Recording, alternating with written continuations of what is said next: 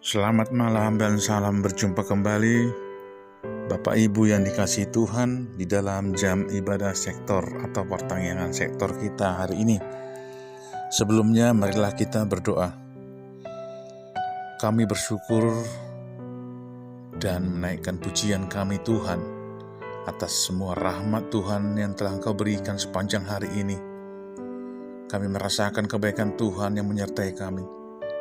Dan tibalah waktunya kami Tuhan bersekutu dengan jemaat-Mu pada jam ibadah sektor ini. Biarkanlah Roh Kudus Tuhan yang tetap bekerja di dalam hati dan pikiran kami.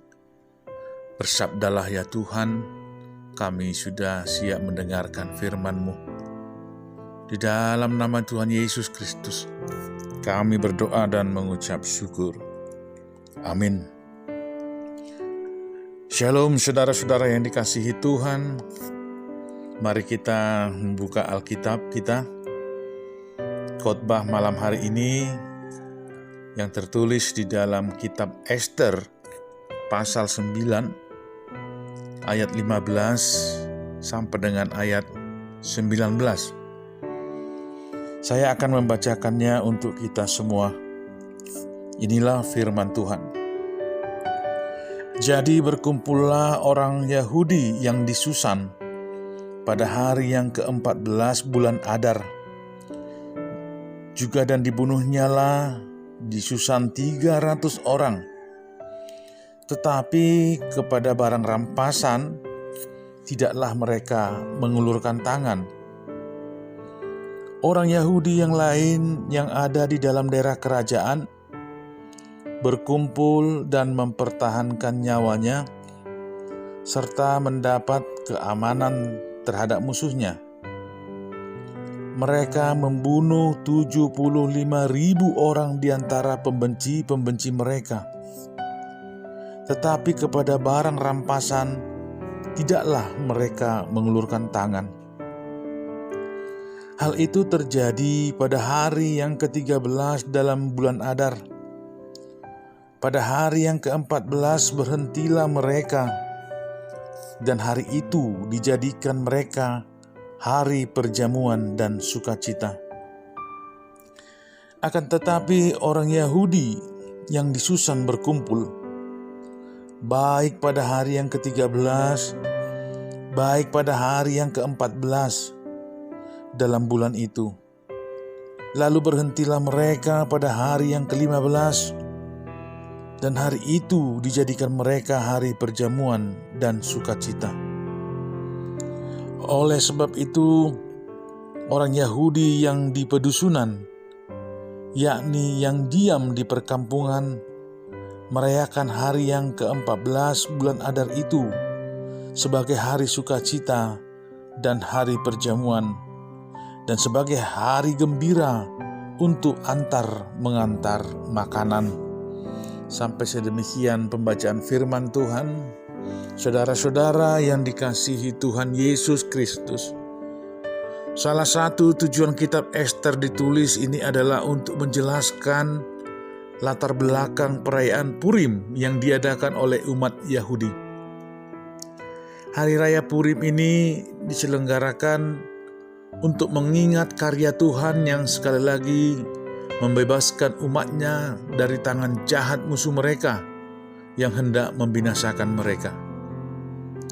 Hari Raya Purim juga menegaskan bahwa Tuhan tidak pernah benar-benar meninggalkan dan menolak umatnya. Mereka memang dihukum Tuhan. Bahkan hukuman itu saudara-saudara sangat begitu dahsyat sehingga kehilangan kemerdekaan dan tanah air mereka. Tetapi penghukuman itu adalah bagian dari belas kasih Allah agar mereka bertobat. Sejarah mencatat di dalam dan di luar Alkitab, berulang kali umat Yahudi terancam akan musnah. Berulang kali pula kita melihat belas kasih Tuhan menyelamatkan dan memelihara mereka. Bukan karena mereka bangsa ini lebih baik daripada bangsa-bangsa lain, tetapi semua itu semata-mata karena kasih dan kesetiaan Tuhan. Pada ayat 15 tadi dikatakan, jadi berkumpullah orang Yahudi yang di Susan pada hari yang ke-14 bulan Adar juga, dan dibunuhnyalah di Susan 300 orang. Untuk mempertahankan diri, orang Yahudi berperang melawan musuh-musuh mereka dan bahkan membunuh lawan mereka. Hal itu terjadi karena hukum yang tidak terelakkan.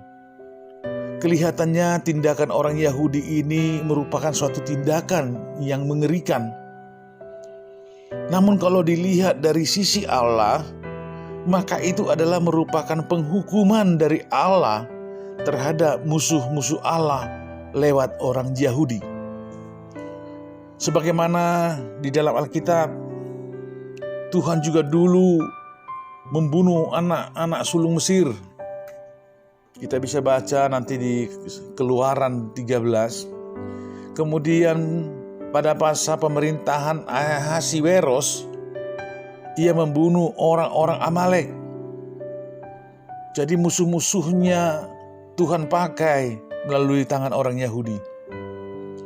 Kisah Ester ini mencatat kisah pengadilan Tuhan, di mana Tuhan Raja segala raja membangkitkan orang-orang Yahudi untuk menjatuhkan hukuman atas orang-orang Amalek. Bangsa Israel di bawah kekuasaan Persia telah mengalahkan Babilonia. Mereka berada dalam kondisi yang sangat riskan dan kritis, yakni mereka diam penghancuran. Namun keadaan dan posisi terbalik 180 derajat. Ester, Mordekai, dan seluruh orang Yahudi dimanapun mereka berada mengalami kemenangan menghadapi para musuh yang membencinya dan berniat jahat memusnahkan mereka. Mereka sangat bersukacita dan melakukan perjamuan dan saling mengantarkan makanan. Bahkan seluruh pejabat dari yang tertinggi sampai yang terendah, dari pusat sampai yang ke daerah-daerah, mendukung Mordekai. Mordekai sangat dihormati dan segani oleh mereka. Namun apa yang mereka tuai itu sesuai dengan apa yang mereka tabur, khususnya yang dialami oleh Mordekai dan Ester.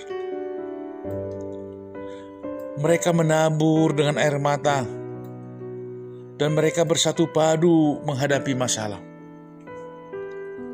Buktinya mereka taat akan perintah Mordekai untuk melakukan doa dan puasa. Mereka menderita menjadi orang-orang tawanan dan orang-orang buangan.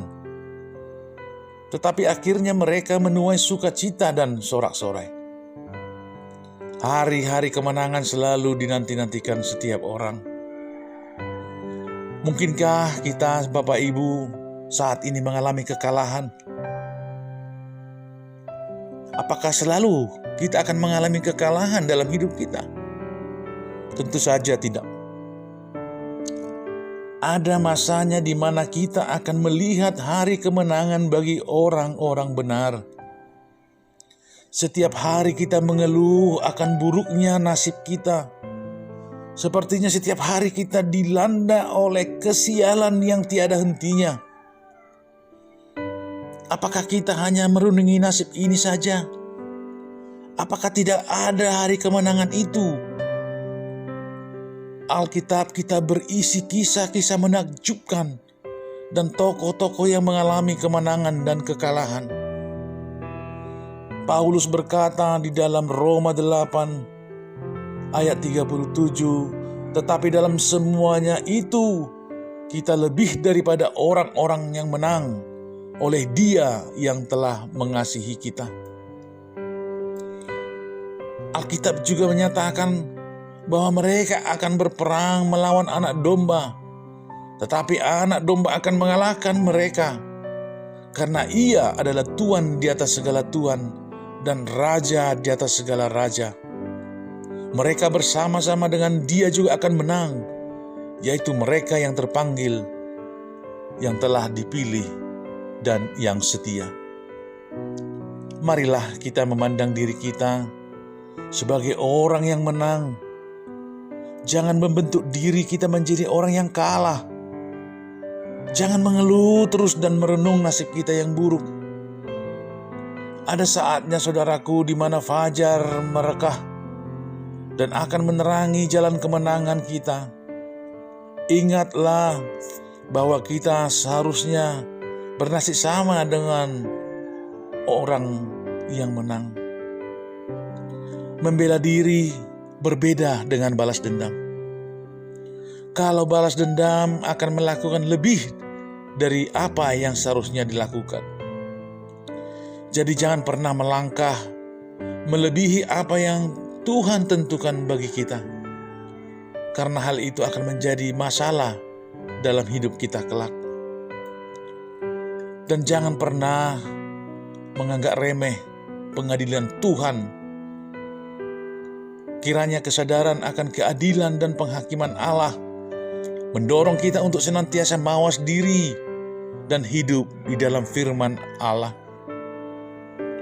Mungkin saat ini kita sedang menghadapi berbagai masalah yang membuat kita banyak mencucurkan air mata.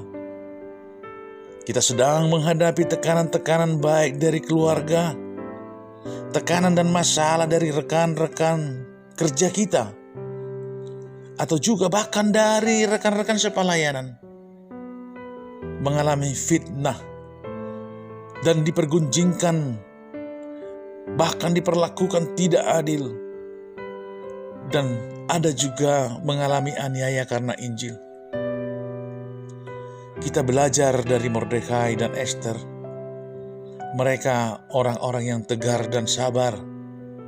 Mereka adalah orang-orang setia, berani, dan bersatu. Dan yang terutama adalah mereka adalah orang-orang yang tetap percaya dan berpegang teguh pada Tuhan serta pertolongannya. Saudara-saudara, yakinlah bahwa pada akhirnya kita akan menuai kemenangan dan sukacita. Dan akhirnya juga kita akan diam di dalam rumah Tuhan sepanjang masa. Tuhan Yesus memberkati. Amin. Kita berdoa.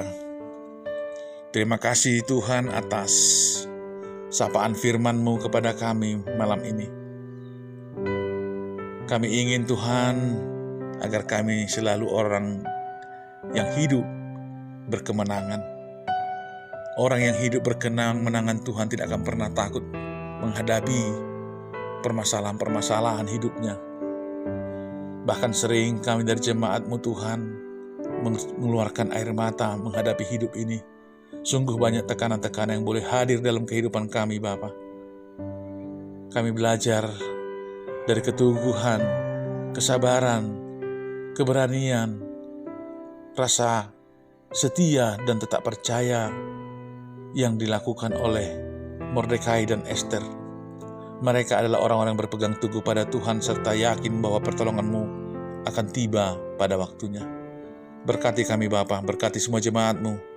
Berkati pelayanan-Mu ya Tuhan dimanapun mereka berada. Ampunkan kami Bapa atas dosa-dosa pelanggaran kami. Sertai kami Tuhan malam hari ini. Pelihara kami Bapa. Di dalam nama Yesus Kristus kami berdoa dan mengucap syukur. Haleluya. Amin.